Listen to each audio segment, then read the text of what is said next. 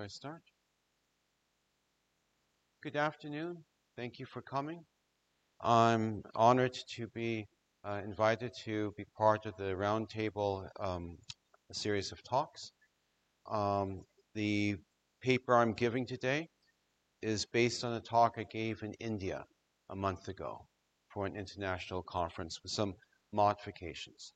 So the title is Infinitely Rereadable Texts, texts that we can read over and over and get something more of them. So full title, Infinitely Readable Texts, Adapting Concepts from Transfinite Mathematics to the Study of the Role of Texts in Culture. And don't be scared by the title. I'm a very poor mathematical intellect. I barely passed high school algebra. So this is very strong in the philosophical side. Basically working at the intersection of mathematics and culture. So let's get started.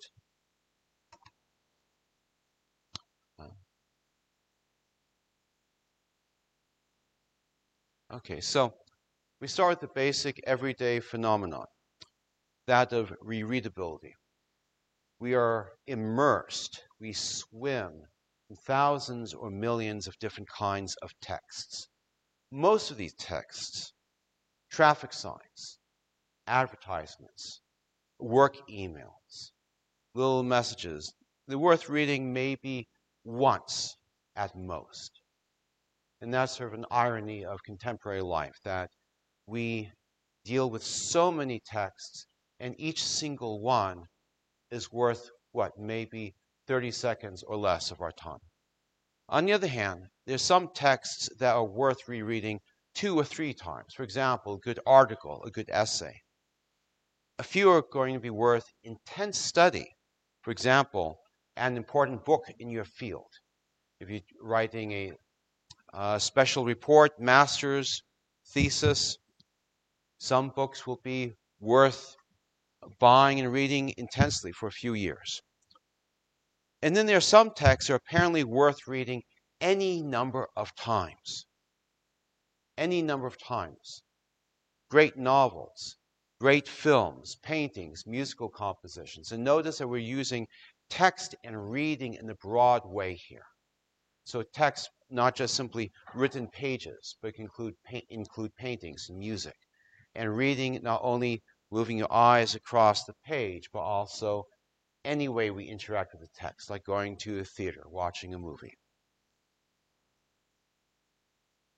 So, our starting point is that rereadability is an indexical sign, an indicator of a property that we call richness. What is it that makes a text worth reading more than once, in some cases, infinite number of times? Richness is the general term to encompass all the ways in which a text can be valuable. So, for most basic ways, a text could be informative. You get information out of it. It could be entertaining or otherwise deeply moving, like a great tragedy, a great comedy. A text could be ethically formative. It could be socially cohesive in the sense that it provides a basis for social identity. In the case of religion, the Bible, Lotus Sutra, Quran could be held to be salvific or liberatory. And there may be other forms of richness. For this talk, we will focus on informativity because so much has already been done to treat of information mathematically. So my 3 main sources for this are an American thinker, Charles Sanders Peirce, mathematician, logician, philosopher, scientist, Georg Cantor, a German mathematician, and Yuri Mikhailovich Lotman, who was a semiotician, philologist, culturologist. And by the way, both Cantor and Lotman were born in St. Petersburg. Cantor moved to Germany. Lotman moved to Estonia. These are the 3 main sources this talk draws upon. Now, when we talk about infinitely informative texts, what do we mean? This is a whole range. So this can include philosophical texts, also any kinds of classics, natural sciences, history, psychology, the so-called great books, fundamental legal texts, Roman law, the American Constitution.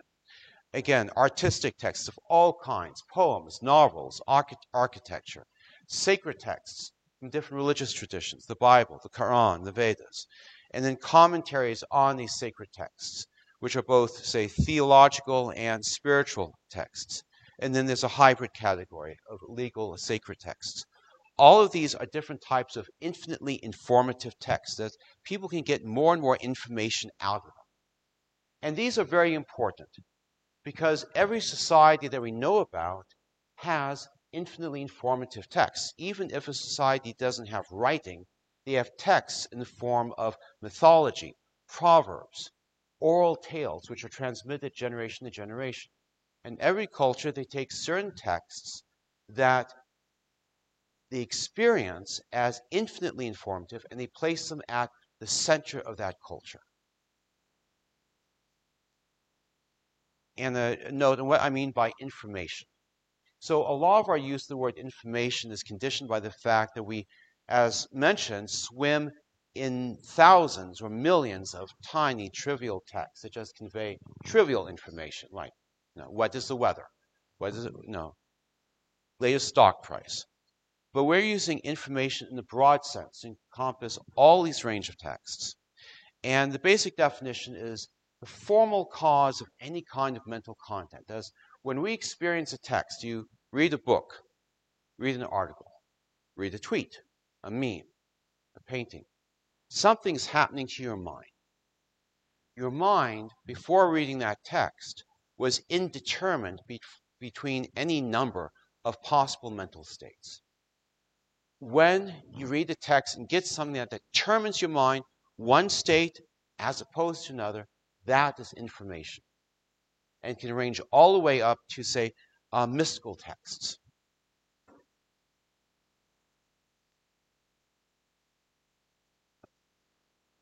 Let's see.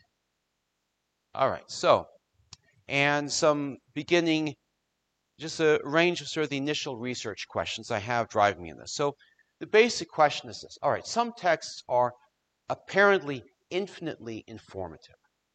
That's the apparent perception. For example, if you take War and Peace or Hamlet.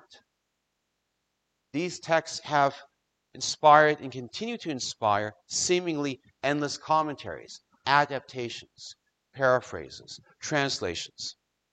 But we want to be rigorous. Is this actually so? Is it literally possible to have an infinitely informative text? And that's one of the reasons we're going to this rigor.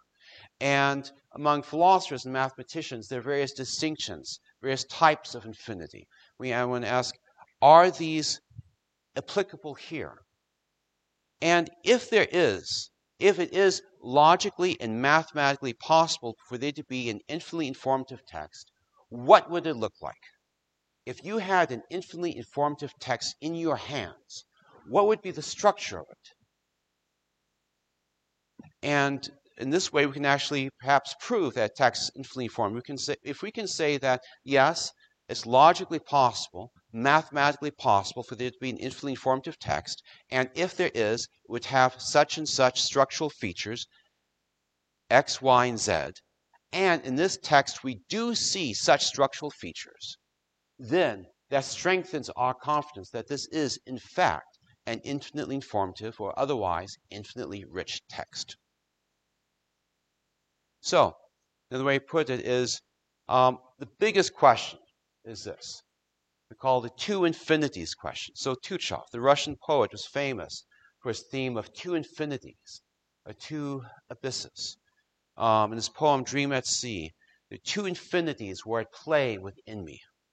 So one type of infinity is what philosophers call an actual infinity. Infinity that's in full concrete existence at one time, and possibility of an actual infinity within the text, versus, on the other hand, potential infinity, a text potentially acquiring or generating information infinitely over time.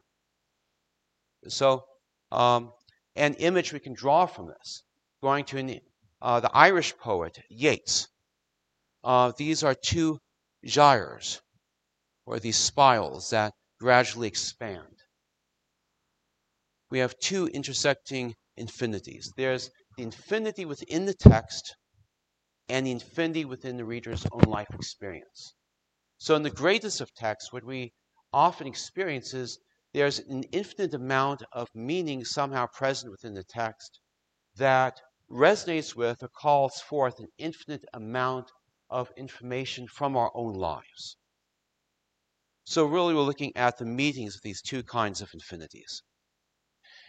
Now, in order to answer these questions, we're making use of something called transfinite mathematics, which is the branch of mathematics developed by Georg Cantor that provides us ways to define and analyze different kinds of infinities, in both finite and infinite quantities, and it's become the basis through set theory of modern mathematics, and is vital for understanding continuity, which, as we'll see, comes up in the highest levels of infinite texts.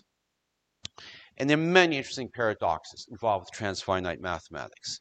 That's why it's been interesting not only to mathematicians, but also philosophers, theologians, and how we're making use of it. In one way, this is applied mathematics. In one way, this is analogous mathematics.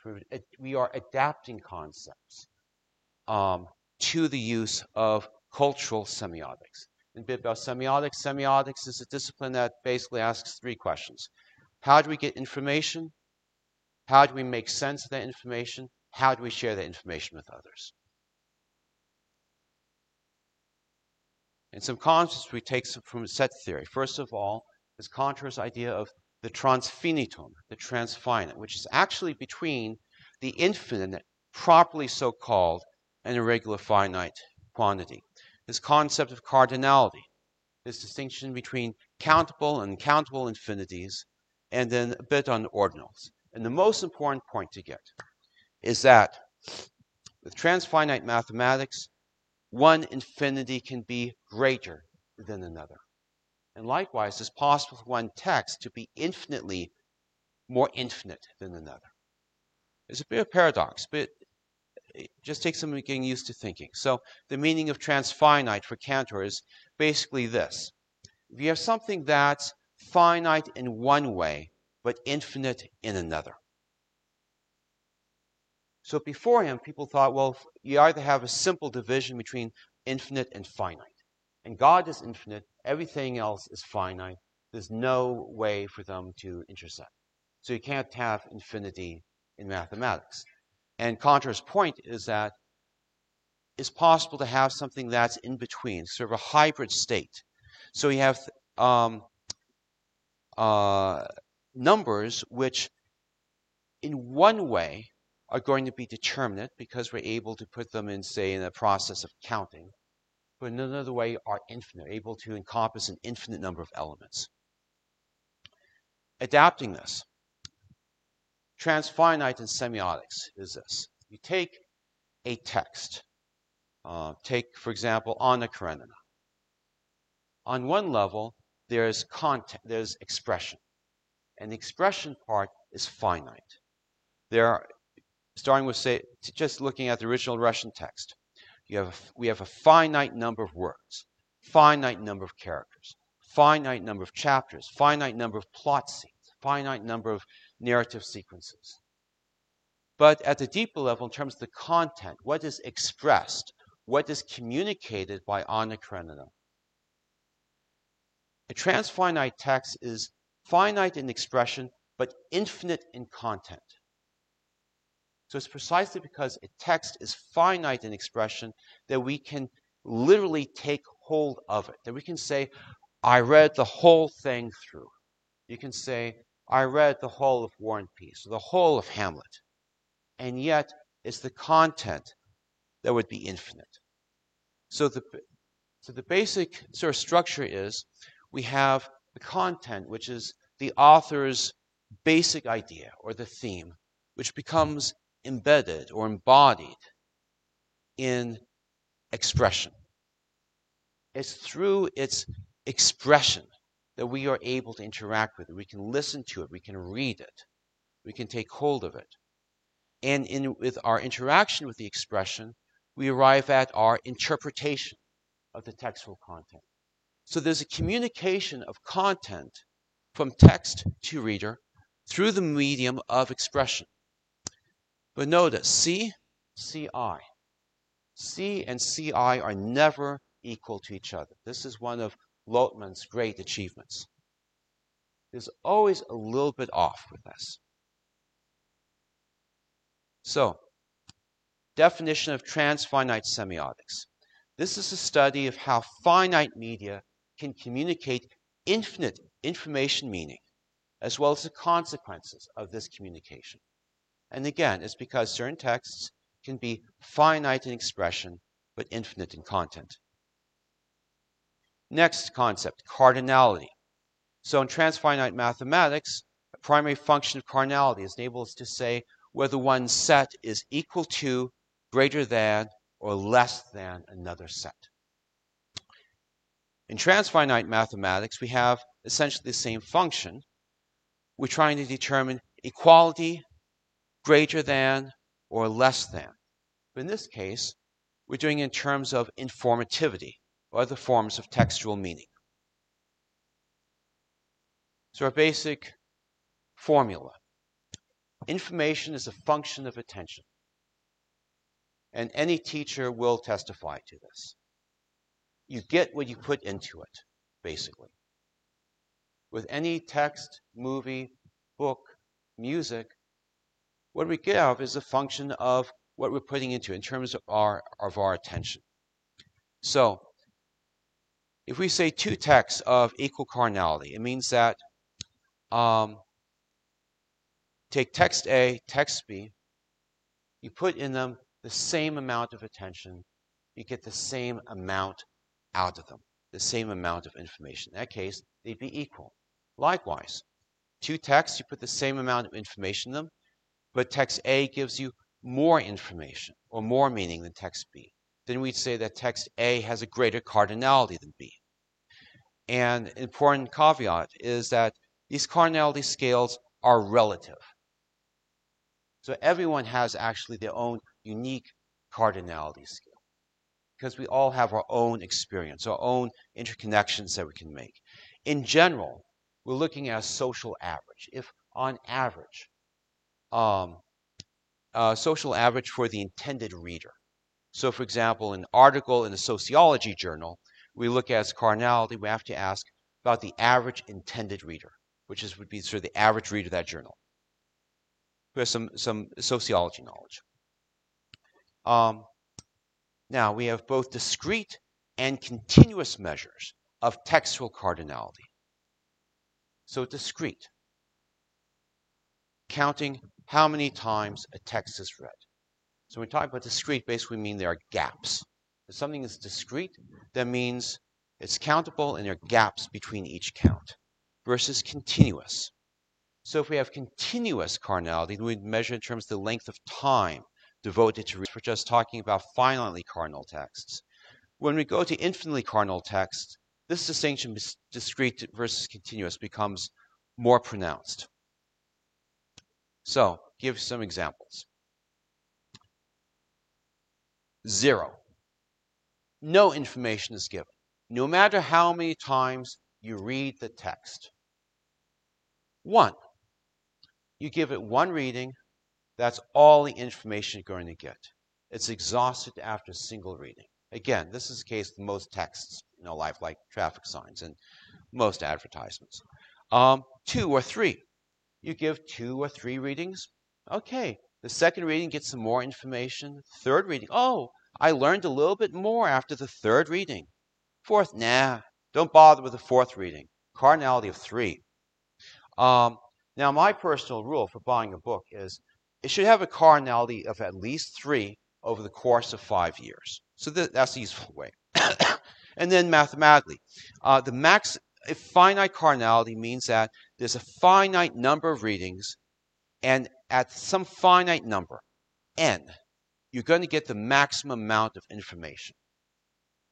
But aleph naught, which is the beginning, the first infinite transfinite number, that's cool. No matter how many times you read the text, you can get more information in principle. Doesn't mean you always will, but it's possible you could get more information out of Plato, or out of Confucius, or out of Dostoevsky, no matter how many times you read it. So once we get there, especially with literature and religious texts, we start having examples of continuously infinite cardinality. So Yuri Lotman said with War and Peace, he read it several times and eventually began reading it continuously. So he knew it by heart. So if you asked Yuri Mihailovich how many times he read War and Peace, it's a nonsense question. It makes no sense. Or you may have read The Mass and Margarita. So Margarita, her lover has disappeared. He burned the manuscript, or tried to burn the manuscript of his novel. She saved some portion of it. So it's definitely finite expression. How many pages of this? And charred at the bottom. But every day she spends an hour continuously reading it, the text of her lost lover.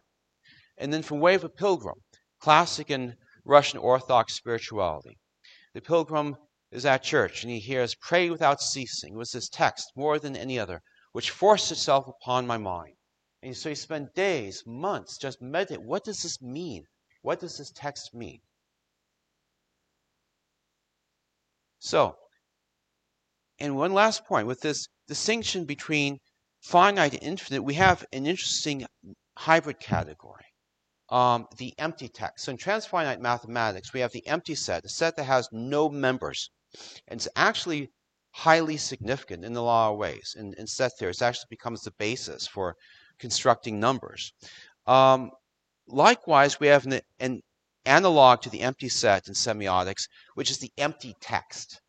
A text that has nothing in it or on it. A blank sheet of paper, an empty canvas, a period of silence. These are empty texts. Now, ordinarily, their cardinality is 0. Like you can look at a blank canvas, and say you're just walking down the street and there's a blank billboard space. You think nothing of it. You ignore it. But under certain conditions, certain contexts, they can be contemplative, like in Zen Buddhism. You can have a stone gravel park, Yuri Lotman talks about this, that becomes, based on the rhythmic pattern of the stones, a basis of contemplation. So you can actually learn from silence. So I'd say that the empty text actually oscillates between being finitely and infinitely informative, between the two great bounds. So going back to our theme of the two infinities, and really I'd say transfinite semiotics is the science that explores these two infinities, infinity within the text, infinity within the reader. Two basic principles. Charles Sanders Peirce's theory of the continuum and Yuri Mihailovich Lotman's models of communication and auto-communication. And at this point, and this is just something that's just started this year. All right, so this is very much unfinished work. And I'm laying these two principles just as suggestions for developing this. And there'll be more.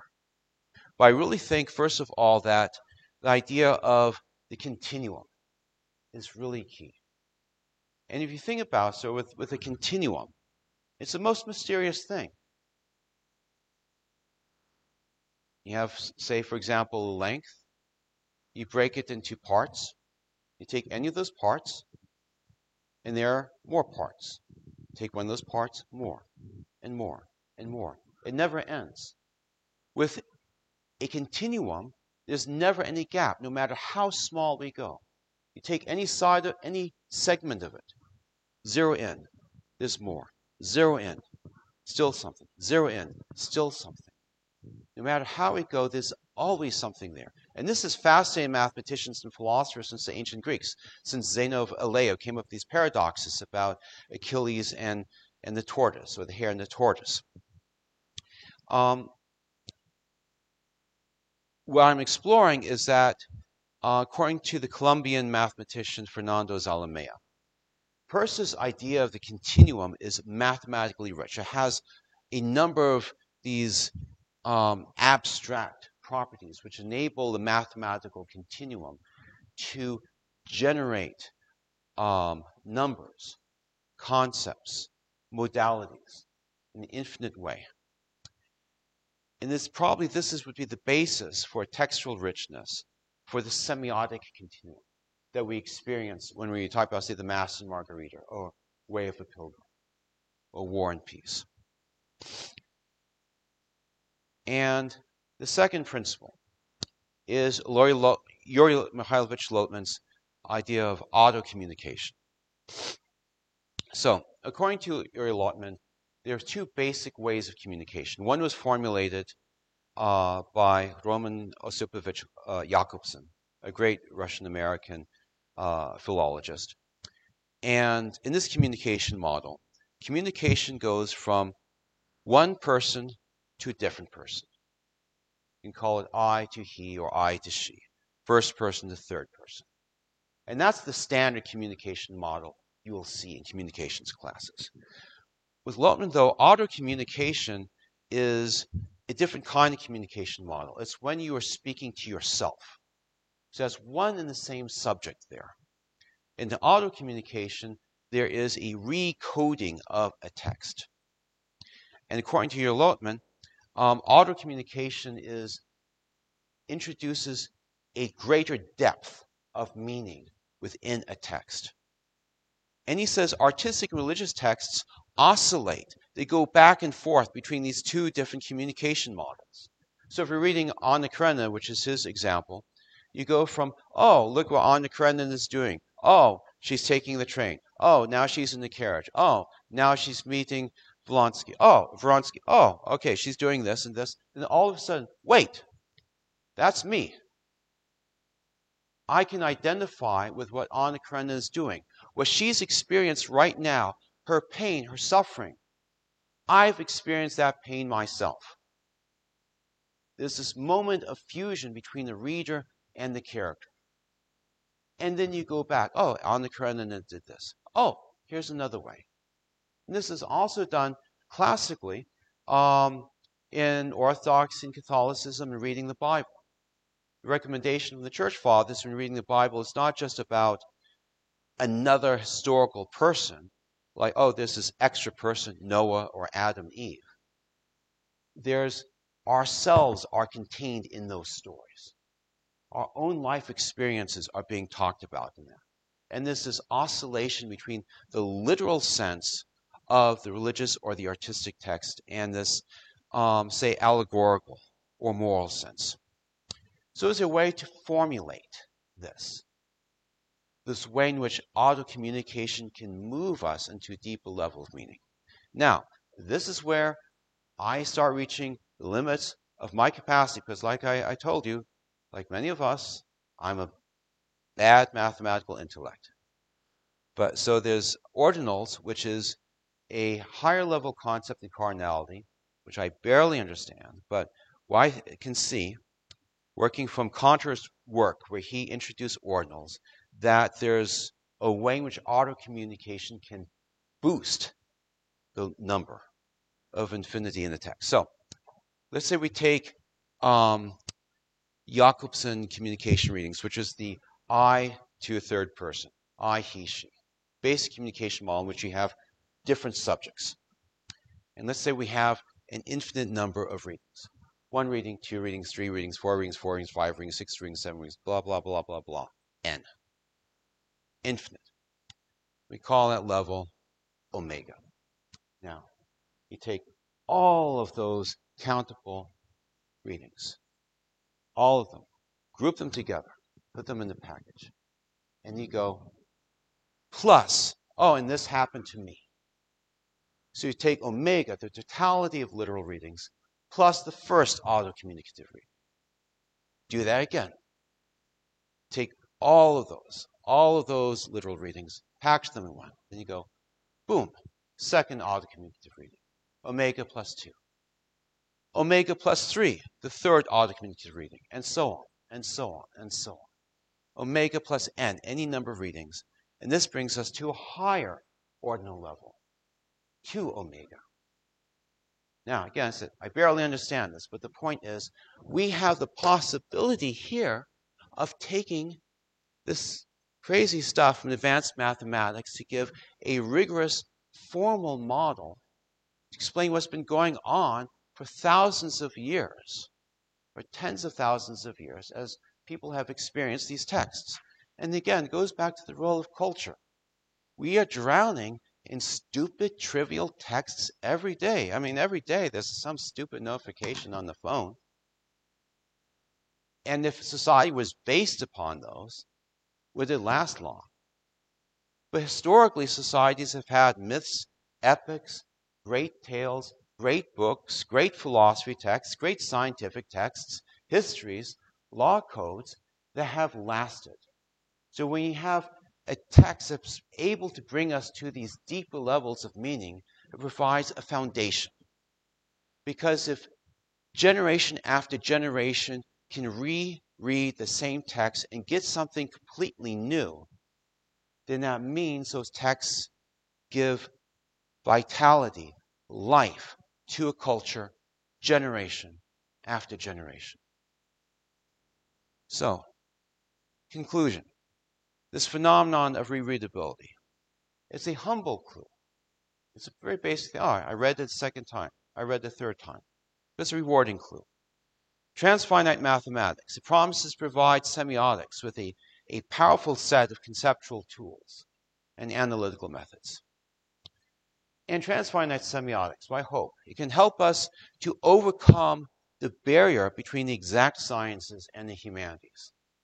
And so much of us have experienced this of, oh, I'm a humanities person. I like art. I can't do calculus. Or someone will say, I'm a math person. It's all very exact. It's all very clear in math. I can't really handle novels. But this becomes frustrating. Like, say you say, I'm a humanities person. Then you read about some interesting achievement in astronomy or biology, or you're reading about climate change. You say, I wish I could understand this. And then you hit this barrier of math. You think, will I ever get through that barrier? But maybe with this, we can use it to overcome that barrier. But again, most of my initial research questions have been totally unanswered. This has just been a sketch. This has been, we have a phrase in American English, if it's Thursday, it must be Belgium. It's like if you're traveling through Europe in 1 week and you have only half a day to spend in each country. It's like that. It's a whirlwind tour. So it's just a sketch. It's just a suggestion. But some concepts to explore: richness, informativity, continuum, auto communication, semiosphere. So again, this is stuff that I'm continuing to work on, and it's my hope that we can make Irkutsk a center for this. So what I'd really like to do is get some mathematicians on board. I have some semioticians in Europe, in America, who are interested in this. If we can get some mathematicians, some computer scientists, then we can really develop this. Thank you.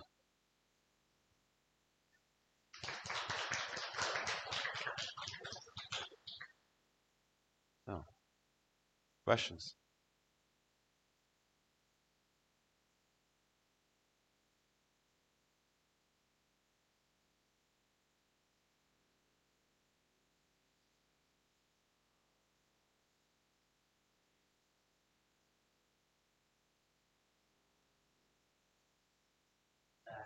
Text itself starts. It's similar to how food, right? Yeah. How as food became more available and how resources became more abundant to average person, information itself also became much more available to the average person. So as they become more available and more demanded, and was a more and more available and less demanded, yeah, the denominator was what starts to attract more people, therefore more profit, or in this kind of society like more profit and more attention, can grab attention of many people rather than more attention of some people. Mm-hmm. So before like literacy were like available to public, when literacy was primarily focused around, the aristocracy or trying to essentially develop the literacy itself. Like the majority of available texts were only available to those who were literate and already was speaking and was speaking about this thing. Mm-hmm. But when literacy became much more available, then the way literacy kind of starts to spread around was to book emotion, as you said, like do the things so that just take your attention away. Right? Mm-hmm. So it seems like the strange development is similar to how things in general are where, like, without intervention or without essentially educating people on these ideas, people are always going to gravitate towards like the non-trans Just texts, right. rather than rather than actually engaging with the material, because most people are lazy. Everyone wants to be lazy for the most part. Right.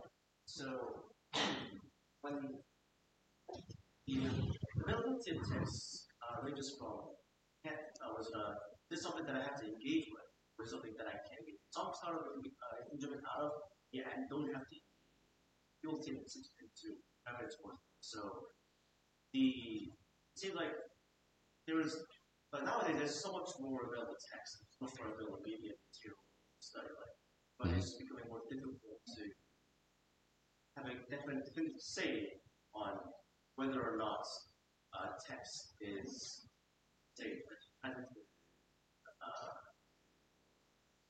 right. It's just a strange, like this thing that's happening. Those are good considerations. Those what you say is really important. The analogy between food and text is good. Just like we have junk food, we have junk texts. And or like clothing, like before the mass production of clothing, a person might have a few items of clothing which they hold onto, take care of, and fix. So as the quantity increases, then any individual item becomes less important. And the law of dynamics you mentioned, like one of them is that the destruction of attention. It's funny that we call our society an information society, but if information is a function of attention, and our attention is continually being destroyed or diluted or eaten up, how much information actually is getting out there? If just to survive in this ocean of meaningless texts, you have to be obtuse. You have to be hard. I'm just going to ignore that. I'm just going to ignore that. And like you said, well, you can say laziness, but we have to conserve our energy. If is this video, is this text really worth 30 seconds of my time? Because sometimes it feels like we have to fight for every 30 seconds. And then we lose the ability, the habit of paying careful attention. Some French theorists from the 1960s, the situationists, they had the idea of Guy Debord, the society of the spectacle, a society dominated by just intense, vivid, momentary, meaningless sensations, spectacles, shows. Like this TikTokization of the intellect. And to some extent, you need that. We need silly little meaningless things just to relax. But when it's our whole life, and when it overwhelms us in work and school. So part of this is we have to rediscover what it means to really engage with a text. And if a text is really worth our time in an infinite way, it can be scary. Yeah, that's good. Yeah. Yeah. Well, yeah, it calls us. The greater the text, the more it's invoking those two things, those two infinities: infinity in the text, infinity in the reader. There's something within the text, even with finite texts. there's always, even with a billboard, with a song, there's something in the text, there's something in yourself. And there's a synergy, an interaction that's going on with that.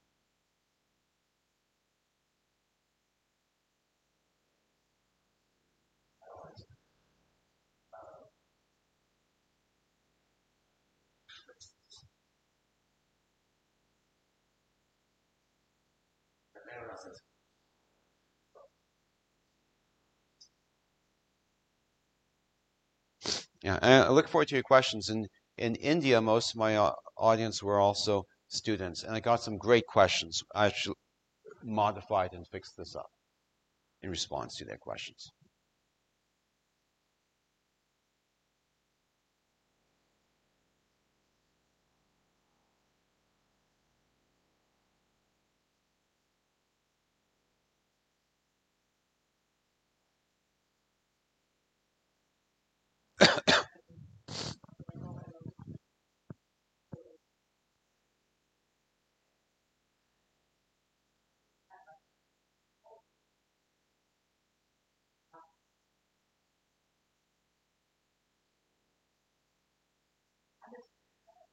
Uh-huh.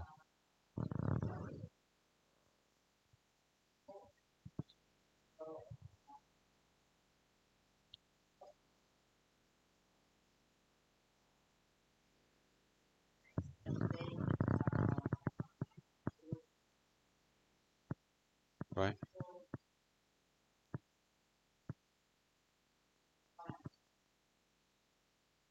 Right. Well, like I said, there are different types of richness. So just being entertained is a very basic kind of richness. Go back.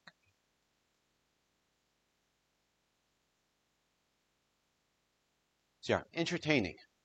And so that's a different structure which I've only barely touched. But people have different vocations, different needs. So we talk about cardinality. It's based on the average, social average of the intended reader. So not everyone's a philosopher, not everyone's an academic. So there's no need for that. Now, but an interesting case though is with religious texts. Um, Historically, people of all varieties or classes find something relevant to them. So, say with the Bible, an ordinary peasant, a farmer, a fisherman, a carpenter, to the scholar, to the queen, to the empress, people from every range of life can find something of value within a sacred text. And these sacred texts are not written like scientific texts, of course. They have poetry, they have stories. So in their expression, they do touch on the artistic like that. And I'd say that I focused on religious texts when I first gave this talk in India. So with religious texts, that's a higher level of infinity, which is able to address people at every certain stage. In general, artistic religious texts have a greater capacity for reaching out to people, as opposed to philosophical and scientific texts. But again, it depends on your vocation. This is a phrase, books have their own fates. Every reader has his or her own fate as well. If you're I really do think some books come into our lives through fate or providence, and they have a meaning there in our biographies. So really, for each individual's cardinality scale, you have to think, how does this text fit within my vocation? Yeah.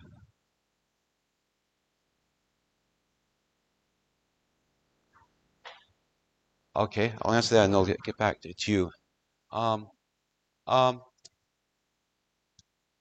we do it pragmatically. So we go back to um,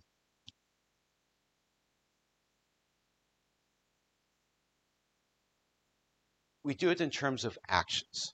So this is the biggest difference between transfinite mathematics, in which you literally count the number of elements in a set, and this, because you cannot count the number of features in an idea. What we do is we look at the practical consequences. And this actually goes back to Peirce. To get the clearer meaning of idea comes when you think about what are the hypothetical possible practical consequences of an idea being true. With Carnell, we go, okay, well, on average, for the intended reader, can you get more out of it after one reading? No. On average, you're not going to get anything significantly more. You make that 1.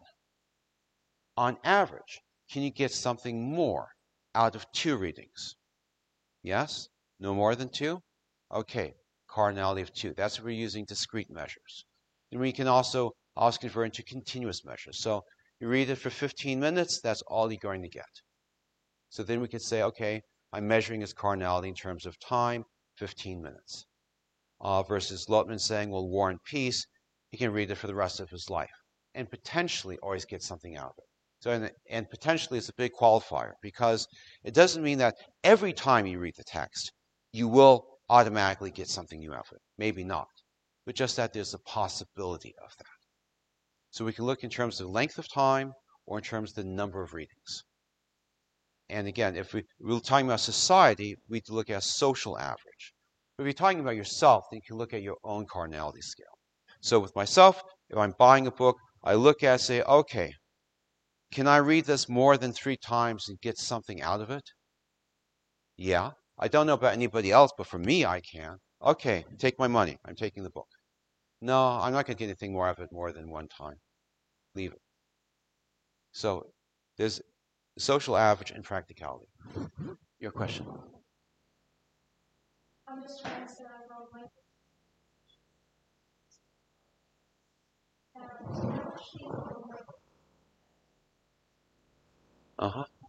actually as I read this online as they talk about it about God creatures and how to take action the nature and how people actually sacrifice. So in my perception that for example when you see about this or those statements actually people write it for like we have 5 sense organs. What we see, what we look, what we smell, what we know about the society.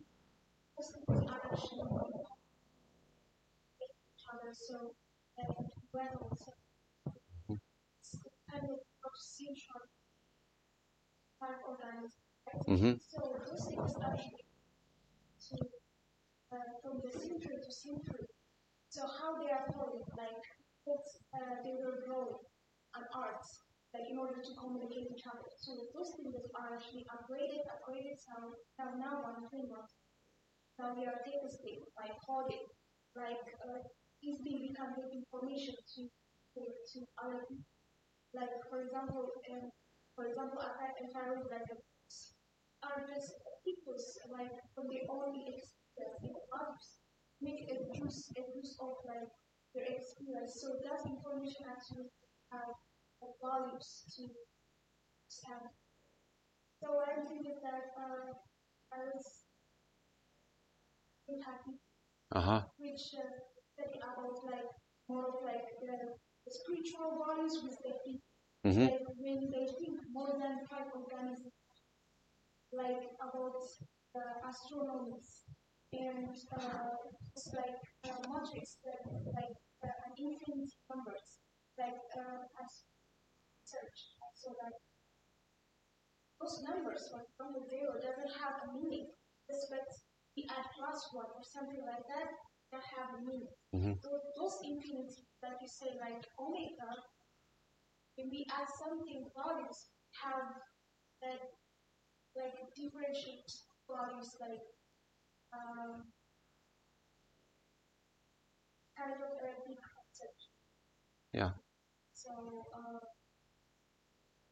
Okay, thank you. Thank you for that perception and your experience from Ethiopian culture. Yes?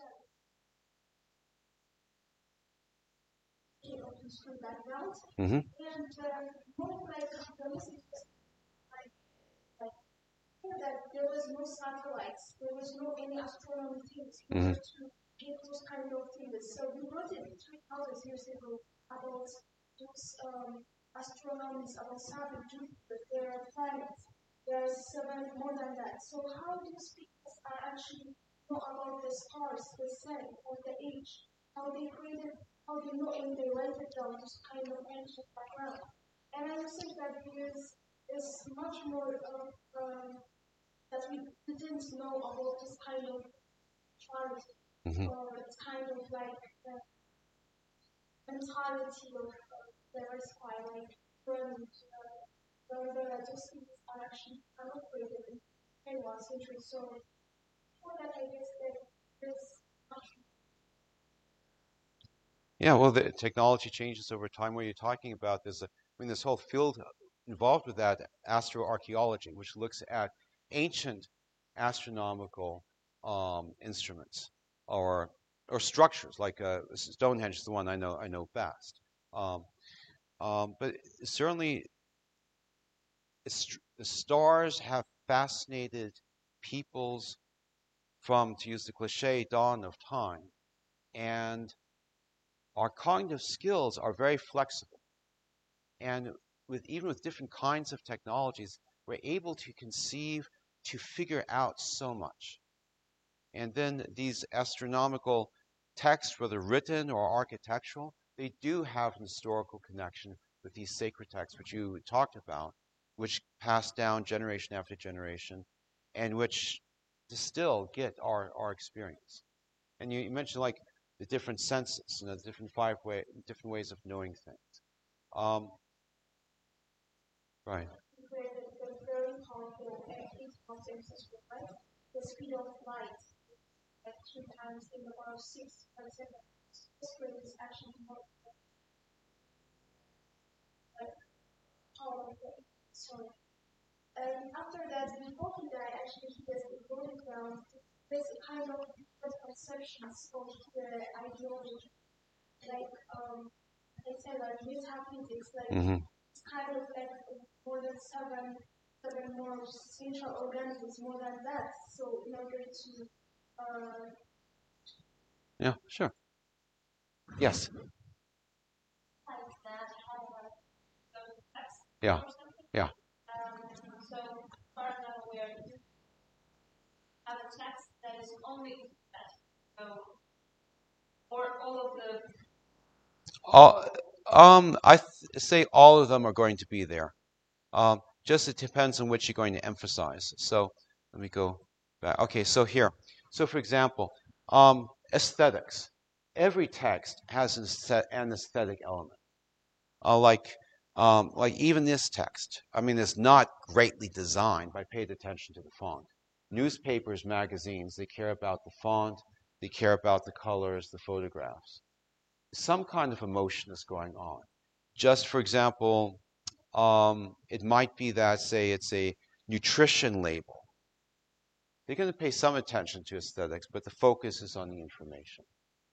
Whereas on the other hand, a painting is going to convey some information, but maybe the artist's focus is purely on the emotional side. Depends. Artists, of course, have all sorts of different motivations. The paintings, but at least actually the first three: informative, entertaining, ethically. That again comes from Peirce, who says there are three basic dimensions to experience. We have the senses, we have thought, and action. So informative is about thought. Entertaining is about the senses. And then ethically formative, socially valuable is about action. Or firstness, secondness, thirdness. So feeling, thought, action, these are always bound up together, just like in the physical world, three dimensions are always together. Sacred texts, when they talk about salvation or moksha or liberation, in a way you might say that, as it were, a fourth dimension. But at the minimum, I think we can say that all texts involve these first three in some way. And my focus in this talk was just on information.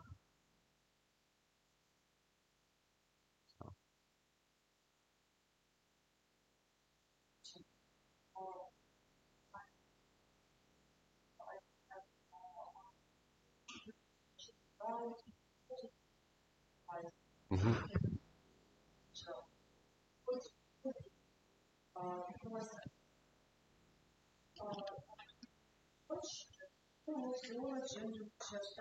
Mm-hmm.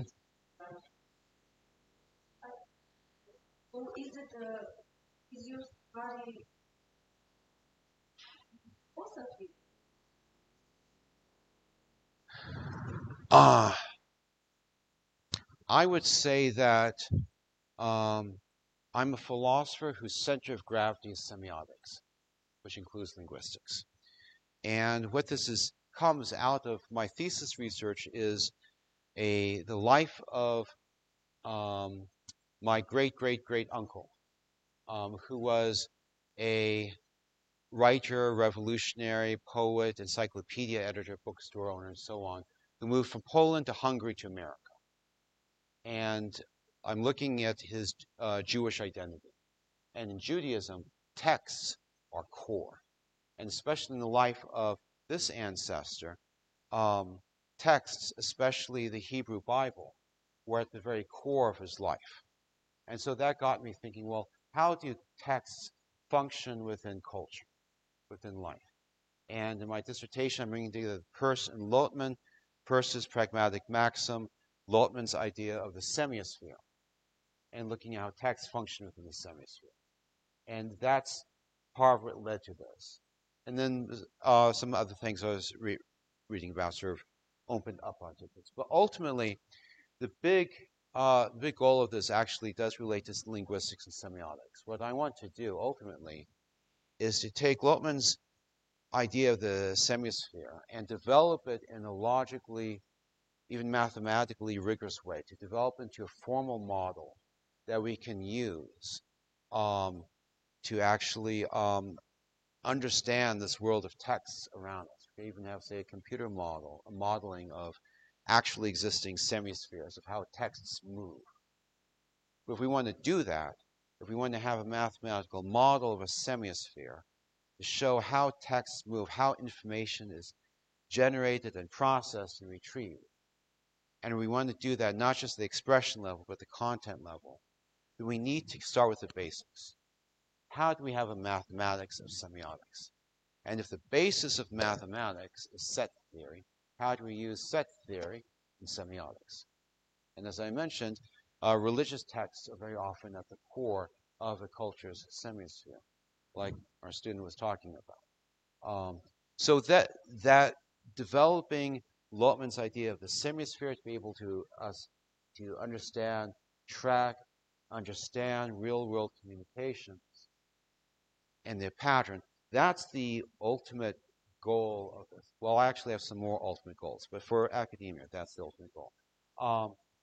But where I'm coming from is philosophy. So I'm not a specialist.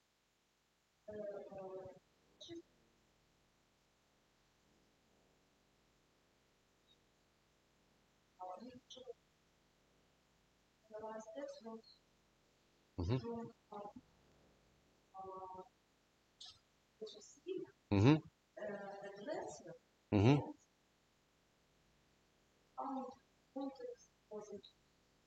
Right.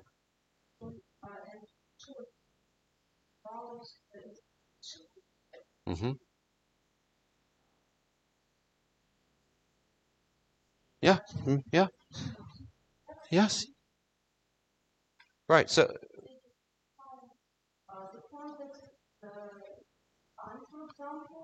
Yes.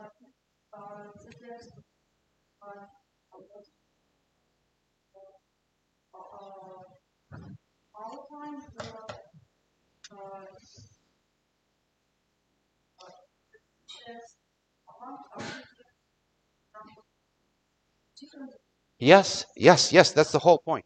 Because my thesis looks at how Michael Heilprin goes from how his identity is relative, texts are relative to where you are in semiotic space-time, where you are in the semisphere, in time and space. Where we are in time and space affects how a text is able to operate, analogously to where we are in physical space-time is going to determine how we understand the motion of a body. And in terms of the factors you were mentioning, those are all in the Jacobson-Lotman communication models. I did not put up the diagrams here for them because simply there's so little time I have. But say, so with Jacobson, he has 6. And then Lotman takes Jacobson's factors, such as addresser, addressee, content, context, and so on, and then he refigures them in terms of auto communication. So in auto communication model, addresser and addressee are the same, but then the code becomes 2 instead of 1. So there are a lot of interesting twists he makes to Jacobson's communication model, which is one of the classic addresser, addressee ones. But there's also a lot that's being done with communications that goes beyond addresser, addressee. So I keep it general like that.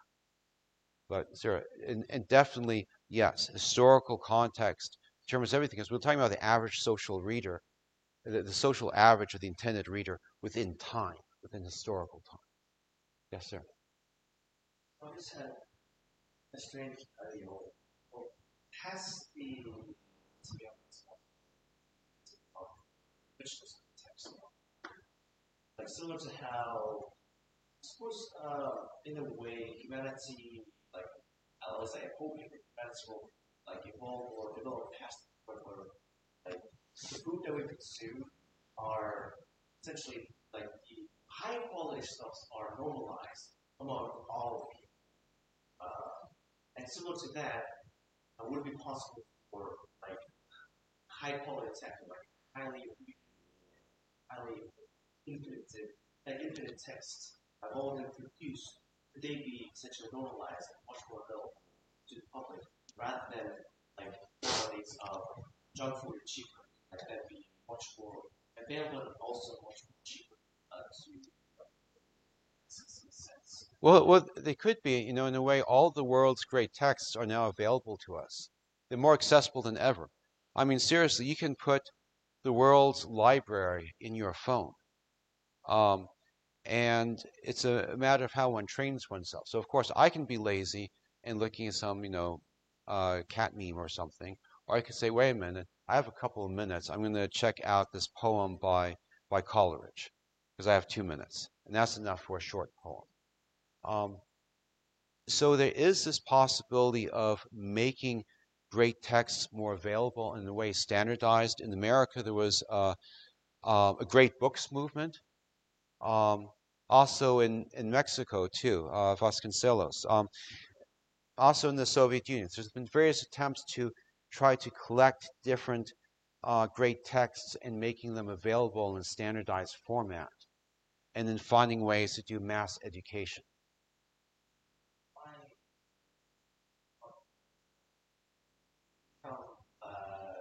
Necessary somewhere down the line to try to restrict quote unquote junk food or like junk information down the line.